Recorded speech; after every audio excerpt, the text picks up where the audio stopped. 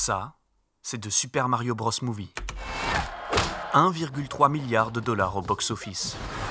Un des plus gros cartons de l'histoire de l'animation. Et vous allez peut-être me dire, ça, c'était attendu. Le personnage le plus connu du géant japonais Nintendo, qui rencontre l'industrie d'Hollywood. On ne pouvait pas s'attendre à autre chose qu'un succès. C'est parti. Sauf que ce film, cette immense claque qu'on a tous pris en 2023, l'adaptation de la star la plus célèbre de Nintendo, il n'a pas été animé au Japon, et aux États-Unis d'ailleurs. Il a été fabriqué en France par le studio MacGuff. Mais sinon, effectivement, l'image elle-même, elle est vraiment créée en France. Dans les années 90, l'animation est en pleine course à l'innovation. Les studios veulent faire des films de plus en plus ambitieux, de plus en plus beaux, de plus en plus chers. Et au milieu de cette course au progrès et à la technologie, il y a un homme qui va réussir à se démarquer. Un homme qui, dès le début, comprend l'animation mieux que personne. Et surtout, qui en comprend les enjeux. Cet homme, c'est Chris Meledandri, un crack dans l'industrie. Son seul problème à l'époque, il est président de l'animation chez 20th Century Fox. Pas chez Disney, Pixar ou même DreamWorks, chez Fox. Et Chris le sait, son studio n'est pas du tout au sommet de l'industrie. Et si le visionnaire veut pouvoir se faire une réputation dans le milieu, il doit d'abord prouver qu'il sait déjà diriger des films d'animation avec les moyens du bord. The title and exact plot of Fox's first animated picture is being kept a secret, but it is expected to hit theaters in about 2 years. Il va alors superviser un premier film pour Fox. Un film qui va suffire à lui faire comprendre le plus gros problème dans l'animation des années 90. Parce qu'avec Anastasia, le constat est clair. Les attentes de Fox sont beaucoup trop élevées pour un premier projet. À peine débutant dans l'industrie, Meledandri doit déjà gérer des productions extrêmement coûteuses, des animations complexes en 2D, des deadlines et des équipes massives. Fox verse tellement d'argent dans la réalisation de son film qu'il doit obligatoirement performer au box-office. Pour Chris, le message est clair. L'avenir entier de son studio en dépend. Et malheureusement pour lui, comble de l'ironie, il se retrouve au milieu du pire contexte possible. Parce qu'en face, à la concurrence, Pixar et Disney se sont alliés. Et subitement, la 3D devient la nouvelle technologie à maîtriser pour ne pas se laisser distancer par la concurrence. This technique is going to probably revolutionize animation in the future, and I think there's just almost nothing that they can't do. Avec la réponse colossale du public pour Toy Story, Pixar et Disney redéfinissent toutes les règles du jeu. Alors quand Fox Animation sort Anastasia, les résultats sont objectivement bons. Le public répond à l'appel, ils n'ont pas perdu d'argent. Mais ce n'est plus suffisant. Les pressions déjà importantes de réussite vont devenir impossibles. À défaut d'avoir de la 3D, Fox Animation va essayer de développer un mélange entre 2D et 3D, de proposer un nouveau style. Comme tout le monde à l'époque, les studios essayent de s'adapter. Avec Titan à eux, Fox Animation, eux, essayent juste de survivre. Et comme si ce n'était pas suffisant, en pleine production, ils apprennent que la 20th Century Fox, leur boss, pense à un remplaçant. Un studio capable de faire de la 3D. Blue Sky. Chris est trop intelligent pour ne pas sentir que ses heures sont comptées. En pleine course contre la montre, il quitte Fox Animation et rejoint ce Blue Sky Studio. Et il a bien fait. Car malheureusement, avec Titan AE, le public ne répond pas aux attentes. Fox Animation Studio doit déjà fermer. Après 2 films seulement, et un seul et unique échec. Fox, paniqués, n'ont déjà plus qu'un seul objectif en tête. Faire de Blue Sky, leur nouvelle acquisition, le prochain Pixar. Et Chris, qui vient tout juste de quitter le navire chez Fox Animation, obtient déjà une seconde chance de faire ses preuves. Bah oui, désormais à la tête de Blue Sky, Chris intègre à nouveau les équipes de Fox. Et ça se passe en tellement peu de temps que l'Américain sera même présent, chez Fox, pour voir son ancien studio mettre la clé sous la porte. Et cette défaite, celle de ses anciens collègues, sera gravée au fer rouge dans son esprit. Il faut absolument convaincre avec leur premier projet 3D. Car malgré la toute nouvelle acquisition du studio, il se retrouve déjà au milieu d'une crise. Alors Chris le comprend Le seul moyen de limiter les risques, c'est de réduire les coûts de production. Et c'est dans ce contexte chaotique qu'ils vont sortir L'Âge de glace. Avec seulement 60 millions de budget, un montant très faible pour l'époque, surtout pour un premier film en 3D, ils vont réussir à récolter plus de 350 millions au box-office. Et ça, on en a déjà bien parlé sur la chaîne. Et puis, en 2006, Blue Sky sort une suite, L'Âge de glace 2, qui, elle, va faire plus de 660 millions au box-office, le plus gros succès de l'année en animation. Chris montre à toute l'industrie qu'il n'a plus rien à prouver. Les interviews s'enchaînent, les grands titres ne montrent plus que lui. Blue Sky, L'Âge de glace et Mélédandrie, c'est les nouveaux boss du milieu. Et au sommet de sa gloire avec Blue Sky et Fox en 2007, Chris décide de partir. Pas parce qu'il est fâché avec le studio, pas parce qu'ils ne veulent plus de lui, mais plutôt parce qu'il sent qu'il y a un problème. Quand L'Âge de glace 1 n'avait coûté que 60 millions à produire, L'Âge de glace 2, lui, en a coûté plus de 80. Et quand il entend que Fox parle déjà de faire un 3e film, il comprend le piège dans lequel il s'embarque. Et pour confirmer son intuition, Mélédandrie regarde chez Pixar, Disney et DreamWorks et remarque qu'ils font exactement la même chose. Toy Story 2, Shrek 2, Bambi 2... Walt Disney est fier de vous présenter son tout nouveau film. Tout le monde fait des suites, plus chères, plus ambitieuses. Et les studios ne pensent plus qu'à une chose, les réussites commerciales. Et on ne parle pas de petites réussites, il faut faire des blockbusters, tout le temps. Pour Chris, qui a déjà connu ce genre de boucle infernale, ce n'est pas envisageable.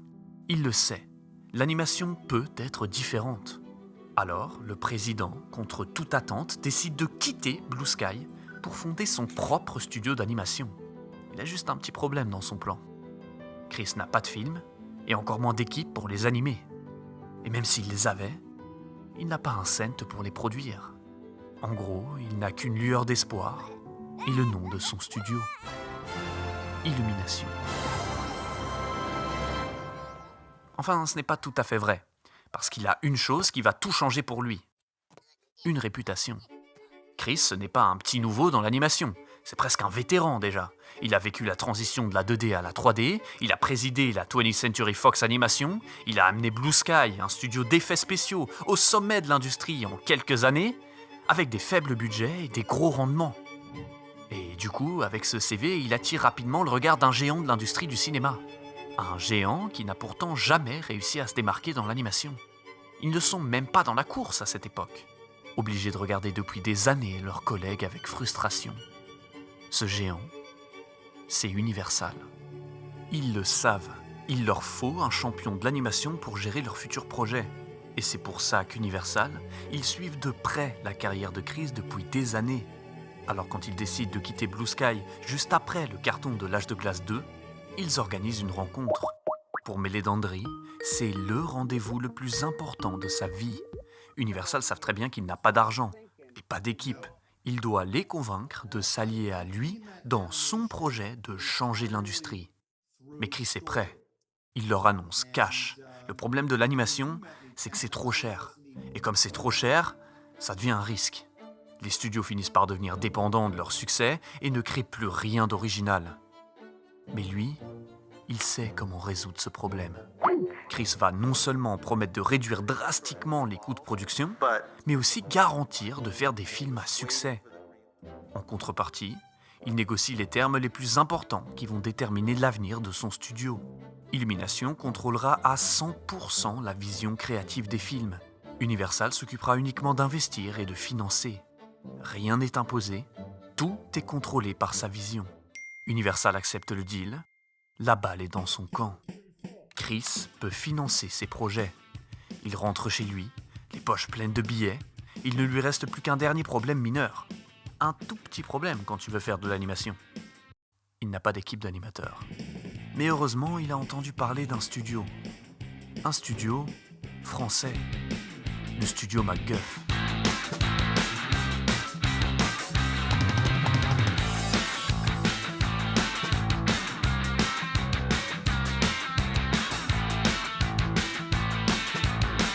Mais pourquoi un Américain qui signe avec un géant tout aussi américain, va aller chercher des animateurs en France et pas aux USA.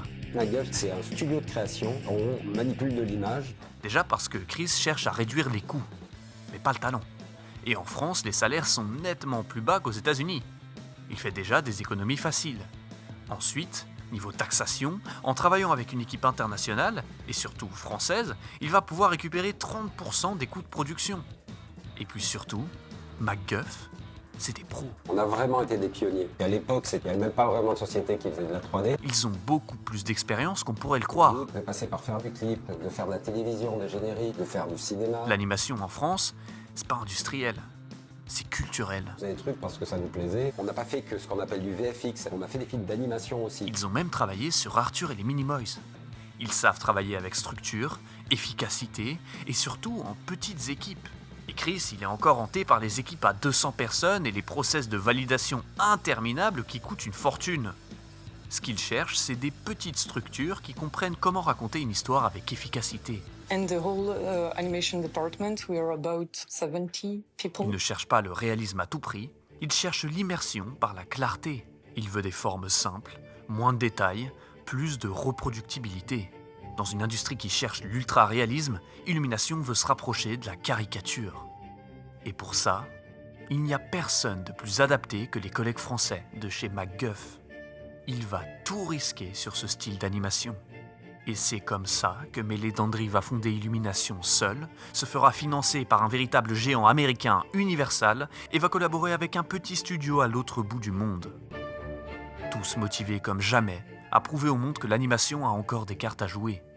Mais justement, en parlant de films, qu'est-ce qu'ils vont bien pouvoir proposer au public ? Parce que c'est bien beau de promettre de réduire les coûts de production et faire un film à succès, mais maintenant il faut le délivrer. Ça tombe bien. Meledandri en a une idée. Un film qui ne parlera pas de l'aventure d'un héros, mais de celle d'un méchant. Une caricature, une silhouette simple, identifiable, un gros nez pointu, une morphologie atypique, une voix avec un accent étrange. Ça change rien du tout, sauf si c'est un garçon. Et à son service, il aura des petits monstres jaunes aux yeux globuleux. Hello. Hey oh, qu'est-ce que t'as par aquí? Ils vont jouer sur les mêmes codes. Des formes géométriques ultra simples, faciles à reproduire. Des couleurs chaudes, peu de texture, des accessoires optimisés visuellement. Pourquoi ils sont jaunes? En fait, parce que la salopette est bleue. Moi, je trouve que ça collait bien, bleu, jaune. Donc, voilà. Ils sont là, partout, tout le temps, comme un running gag. Illumination, Illumination, Et comment les a-t-il appelés déjà? Ah oui, les Minions. Moi moche et méchant, c'est Meledandri qui exprime sa frustration. Adieu le réalisme trop cher d'Anastasia et Titan AE. Adieu les attentes et les pressions autour de l'âge de glace. Adieu les employés de bureau et leur vie bien rangée. Bonjour à la nouvelle vision de l'animation et au talent de ses équipes. 69 millions de budget pour 540 millions au box-office. Ce n'est pas un succès, c'est une démonstration de force.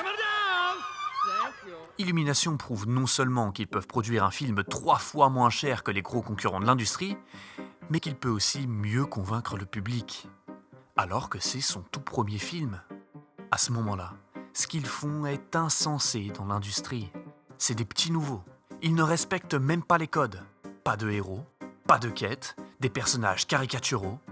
Ça n'aurait pas dû marcher. Et pourtant, le monde entier de l'animation va tourner les yeux vers Illumination, avec une question commune. Mais comment ont-ils fait? Et bien sûr, Illumination ne va pas s'arrêter là. Les Minions, à la base inventés pour optimiser l'animation avec des personnages simples à modéliser, vont tellement convaincre le public qu'ils iront faire de l'ombre au personnage principal. We had a sense from day one that these were characters that were slowly going to try to take over the movie because they're irresistible in their combination of innocence and naughtiness. Gru. Dave, listen up, please. Le studio, conscient de l'attrait et de la popularité de ces petits personnages jaunes, va les développer dans leur propre film. Oh, hello, papagena. Tu es bella con la papaya. Et là, c'est l'explosion. Plus d'1 milliard de chiffres au box-office. Dites-vous qu'à cette époque, seuls 2 films avaient dépassé le milliard. La Reine des Neiges et Toy Story 3. Et ils vont faire mieux que ce Toy Story. Ils vont faire mieux que le film qui vient de la plus grande franchise d'animation Pixar, la franchise à l'origine même de l'animation 3D, avec presque 3 fois moins de budget. Les Mignons arrivent avec un message clair. L'animation, c'est nous maintenant. Et ils le font toujours avec les mêmes coûts, toujours avec les mêmes techniques de production. Illumination possède la formule. Et une chose est sûre, ils vont la rentabiliser. Le studio, avec sa méthode, va simplement rouler sur l'industrie. Et puis un jour, ils vont attirer l'attention d'un géant. Un géant d'une autre industrie. Pas de l'animation, du jeu vidéo. Des mecs qui, depuis des années, avaient besoin de prendre une revanche avec le cinéma. Un studio avec les plus gros fans, avec des millions de ventes de jeux chaque année, mais qui n'ont pas encore leur place dans l'animation. Ce studio, c'est Nintendo. Et parmi leurs personnages stars, ils ont le plombier à la moustache le plus célèbre du monde. Me, Mario.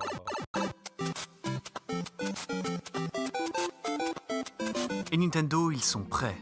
Ils savent qu'il est temps. Les adaptations de jeux vidéo au cinéma ou en série télé, il y en a de plus en plus. Le public adore ça. C'est une publicité énorme. The Witcher, Arcane, Edge Runners. Il est temps de rappeler au monde qu'ils sont les numéros 1. Qu'ils savent adapter le jeu vidéo au cinéma mieux que personne. Mais c'est un pari très risqué, rien que pour leur réputation, ils ne peuvent pas se permettre de jeter Mario dans la boue. Parce qu'il y a quelque chose qui rapporte encore plus que les ventes de places au cinéma. Les ventes autour du cinéma. Vous savez combien a rapporté Cars à Disney en box-office ? 460 millions de dollars. Maintenant, vous savez combien l'univers de Cars a rapporté au total ? Plus de 10 milliards. Alors Mario, c'est pas juste un film. C'est une culture, et ils peuvent la détruire avec un mauvais film. Mais alors pourquoi choisir Illumination pour faire adapter leur univers à l'écran ? Parce que pour assurer le succès d'un film, il faut garantir 3 choses. La vision artistique, et là Illumination sont parfaits pour Nintendo. L'humour est léger mais maîtrisé.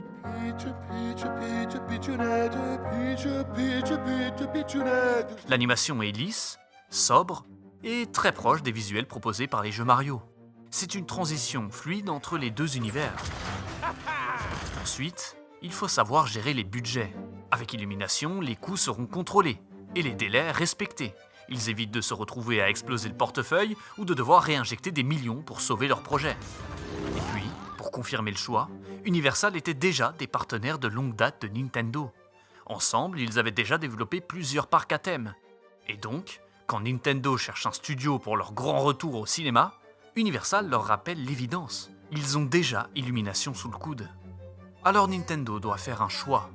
À qui donner le plus gros projet de leur vie avec l'adaptation de Super Mario Bros au cinéma. L'annonce finit par tomber.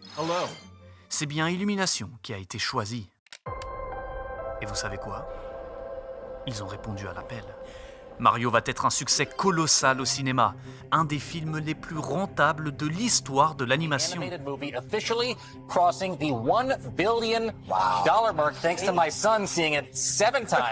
Un respect de l'univers, des visuels simples, mais magnifiques. Alors oui, l'histoire sera relativement simple. Mais c'était l'objectif, minimiser les risques et réussir à mettre en avant les personnages de Nintendo. Et pour ce genre de pari, personne n'est aussi fort qu'Illumination. Et au final, ce qui est peut-être le plus fou dans toute cette histoire, c'est que Mario, le personnage le plus iconique du Japon, se retrouve animé à Hollywood par un studio français, MacGuffling. Pas parce que c'était le plus prestigieux, pas parce que c'était le plus évident, mais parce que c'était le plus intelligent. Parce que depuis le début, Chris Meledandri n'a jamais cherché à faire comme les autres. Il a cherché à faire mieux. Plus simple, plus efficace, moins cher. Dans une industrie obsédée par la performance, il a optimisé le système. Et c'est exactement pour ça que Nintendo l'a choisi. Parce qu'il ne voulait pas juste un film, il voulait une garantie. Et aujourd'hui, le personnage le plus célèbre du jeu vidéo est porté à l'écran grâce à une idée simple. Ce n'est pas celui qui dépense le plus qui gagne, c'est celui qui comprend le mieux les règles. Et voilà pourquoi les films Mario sont made in France.